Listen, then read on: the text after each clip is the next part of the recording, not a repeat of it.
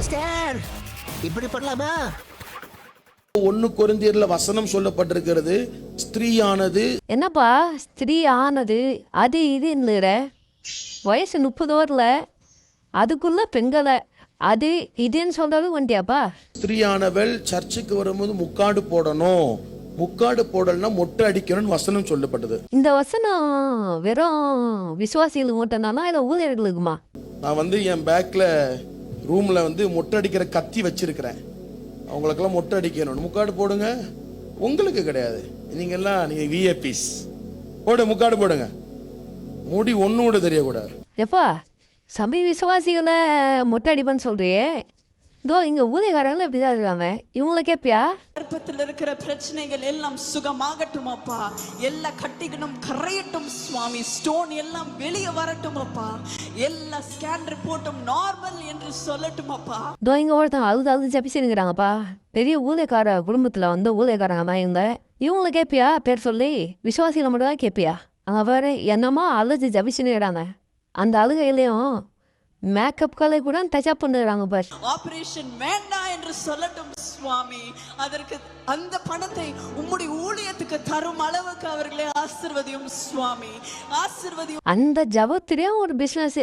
அந்த ஹாஸ்பிட்டலுக்கு போய் செலவு பண்ற காசை ஊழியத்துக்கு தரணும்னு எதையும் விட்டு என்னால போல அந்த குடும்பம். இவங்களெல்லாம் கேட்பியாப்பா? இப்போ முக்காடு போடாத வாலிப பிள்ளைகளுக்கு கேட்கறேன், சர்ச்சுக்கு எதுக்கு வாரியா? நீங்க தின்னுட்டு டான்ஸ் ஆடிட்டு போவா? அந்த மாதிரி பெரிய ஊழியக்கார குடும்பத்தில் இருக்கிற பொண்ணே முக்காடு போடாமல் டான்ஸ் ஆடிட்டு போகிறது அவரது. பின்ன அதை பார்க்குற விசுவாசிகள் அப்படி தான் இருப்பாங்க. உன்னால் அவங்கள கேட்க முடியுமா? பொழைச்சி விடுவேன். சர்ச்சுக்கு வர முக்காடு போட்டு முடிய மறைக்க நாமே சொல்லுங்க. நீ அந்த மாதிரி முக்காடு போடாமல் ஊழியம் பண்ணுற எல்லாரும் தொலைச்சிட்டு வா, நாங்கள் ஆமேன்னு சொல்கிறோம். இப்போ நான் வசனத்தை தான் பேசுவேன், என்ன கஷ்டமாக இருக்கும். அந்த வசனத்தை ஊழியக்காரங்களை பார்த்து கேட்கறது உனக்கு தான்ப்பா கஷ்டமா இருக்கும். சின்ன பிள்ளைங்க அடுத்த நாளைக்கு சர்வீஸ்க்கு வரும்போது என்ன பண்ணணும்? தலையில முக்காடு போட்டு வரணும், இல்லைன்னா பசங்க எல்லாமே முடி வெட்டிக்கணும்னு. நீயும் இதே பிரச்சனை அடுத்து ஒன்று இடத்துல பண்றதுக்கு முன்னாடி ஊழியக்காரங்க இந்த பொருளில் முக்காடு போடாமல் சுற்றி நிற்கிறாங்களே, அவங்களெல்லாம் கேட்டுட்டு இனி விசுவாசிகள்கிட்ட கேளு. அப்படி கேட்க முடியலன்னா நீ பெண்களை மாதிரி முடிவாளத்துக்கோ. பிள்ளையான சரியா வளங்க. சர்ச்சுக்கு அனுப்பும் போது பைபிளை கொடுத்து விடுங்க, ஒரு நோட்டு கொடுத்து விடுங்க. ஊழியக்காரன் பிரசங்கம் பண்றது எழுதிட்டு வரணும்னு சொல்லுங்க. எழுதிட்டு வந்தாதான் உனக்கு வீட்டுல சாப்பாடுன்னு சொல்லுங்க. இது அவர் சொல்ற மாதிரியா இருக்கே, யாருன்னு தெரியா? இதோ பாருங்க. அதனால நீங்க இன்னைக்கு வந்துட்டீங்க, முடிஞ்சா பக்கத்துல யார்ட்டையாவது பேப்பரை கிழிச்சாவது வாங்கி பேனாவை வச்சு எழுதிடணும் கொஞ்சமாவது. தம்பி நீ இவரு கதைகளை கேட்டுதான் ஊழியக்காரானியா? அதனால தான் அவரை மாதிரியே இருக்கிற தம்பி. அவர் கதைகள்லாம் கேட்டு தெரிஞ்சபடியாக விட்டனா அவரை மாதிரி நீயும் ஓட்டையே ஆயிடுவ. ஏன்னா அவரே சொல்லிடுவாரு பைபிள் படிக்காத ஒரு ஓட்டன்னு. நான் எல்லாம் பெரிய ஓட்டை பைபிள்ல 1 நம்பர் ஓட்டன்னா உலகத்திலே நான் சொல்லுவேன். அந்த மாதிரி ஆயிட போறப்பா. சர்ச்சில் சிரிக்க கூடாது, சர்ச்சில் பயபக்தியா இருக்குன்னு சொல்லி வளங்க. அப்போ அந்த சர்ச்சில் நீங்கள் காமெடின்ற பேரில் ஒன்று பண்ணுவீங்களே, அதுக்கு சிரிப்பாங்களா? அதுக்கு என்ன பண்ணலாம்? இந்த தலைமுறை நாம தான் சரியான ஒரு இடத்துல வளர்த்து கொண்டு வரணும். ஆமேன்னு சொல்லுங்க. நாங்களும் அதே தான் சொல்கிறோம். இந்த தலைமுறையிலையாச்சு பைபிள் எடுத்து படிச்சிங்கன்னா தப்பிச்சிருவீங்க, இல்லைன்னா இவங்களோட மூட நம்பிக்கைக்குள்ளே உங்களை கொண்டு போயிடுவாங்க.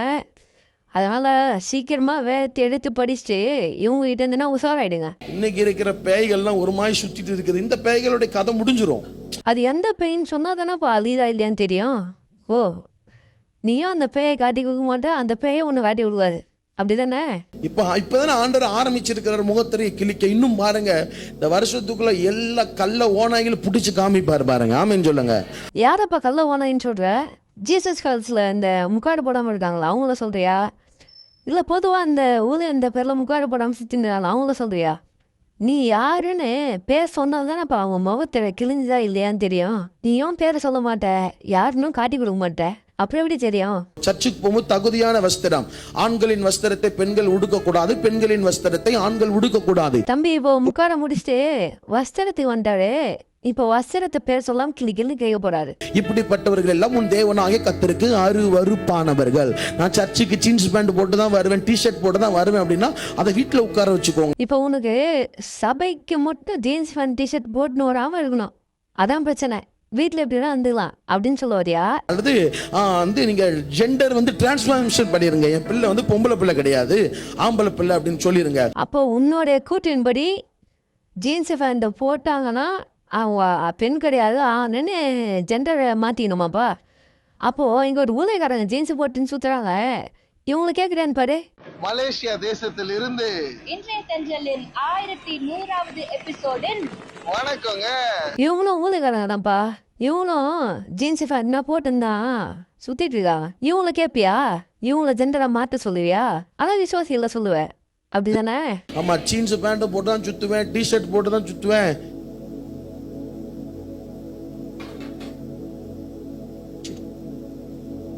என்னப்பா இங்கே பேசுகிற அங்கே சைடில் அதே முடிச்சுன்னுக்கிற, என்னாச்சு? ஜீன்ஸ் பேண்ட் தான் போட்டு சுத்துவேன், டிஷர்ட் போட்டு தான் சுத்துவேன் அப்படின்னா இல்லையே நீங்க சரியா வளர்க்கலன்னு அர்த்தம். அப்போது இந்தியாவில் பிரபலமாக இருக்கிற டிஜிஎஸ் நிறுவன ஐயாவோட குடும்பம் ஜீசஸ் கால்ஸ் குடும்பத்தில் பிள்ளைகளை ஒழுங்காக வளர்க்கல அப்படின்னு சொல்ல வரியா? ஏன்னா அந்த குடும்பம் தான் ஜீன்ஸ் பேண்ட்டும் இல்லை, கேவலமாக ட்ரெஸ்ஸு போட்டுன்னு உலகத்தானோட மோசமாக சுற்றிட்டு இருக்காங்க. அவங்க சொல்ல முடியுமா உன்னால? இதோ பாரு எப்படி இருக்காங்கன்ட்டு. So we're currently going to a இவங்கள உன்னால் கேட்க முடியுமாப்பா? இவங்க தான் நீ சொல்கிற ஆம்பளைங்க ட்ரெஸ்ஸு போட்டுன்னு ஊழியமாக பண்ணிட்டு இருக்காங்க. இவங்களை கேட்டு விசுவாசிகளை கேளப்பா. புருஷர்களின் ஆடைய ஸ்திரீகள் உடுக்கக்கூடாது, ஸ்திரீகளின் ஆடைய புருஷர்கள் உடுக்கக்கூடாது. இப்படிப்பட்டவன் எல்லாம் எப்படிப்பட்டவன்? தேவனாய் கர்த்தருக்கு அருவருப்பானவன். அப்போது ஜீசஸ் கால்ஸ் குடும்பத்தில் இருக்கவங்க எல்லாம் கர்த்தருக்கு அருவருப்பானவங்க அப்படின்னு சொல்ல வரியா? பிள்ளைங்களுக்கு நல்லா ஃபுல் பொம்பளை பிள்ளைங்களுக்கு நல்ல கையெல்லாம் மடைக்கிற மாதிரி ட்ரெஸ் எடுத்து கொடுங்க, டைட்டாக எடுத்து கொடுக்காதீங்க. பசங்களுக்கு நேர்த்தியான உடைகளை எடுத்து கொடுங்க. சர்ச்சுக்கு வரும்போது காலர் டிஷர்ட்லாம் போட்டு வர வைக்காதீங்க. ஒழுக்கத்தை கொண்டு வாங்க. அவங்க ஒழுக்கத்தை கொண்டு வரது இருக்குதும்பா. இங்கே ஒரு ஆள் இப்போ ஊழியக்காரரு ரவுண்ட் நெக் டிஷர்ட்னா போட்டுன்னு ஊழியம் பண்ணின்னு சுற்றிட்டு இருக்காரு. இவரை என்னன்னு பண்ணி கேட்டு வரியா? இன்னைக்கு உங்களுக்கு ஆண்டவர் சொல்லுகிற வார்த்தை, இந்த வருஷத்துடைய கடைசி மாதம் இவ்வளோ பேசுறல, உனக்கு கர்த்தருடைய வார்த்தையை பேசும்போது ரவுண்ட் நெக் டிஷர்ட் போடக்கூடாதுன்னு தெரியாதா?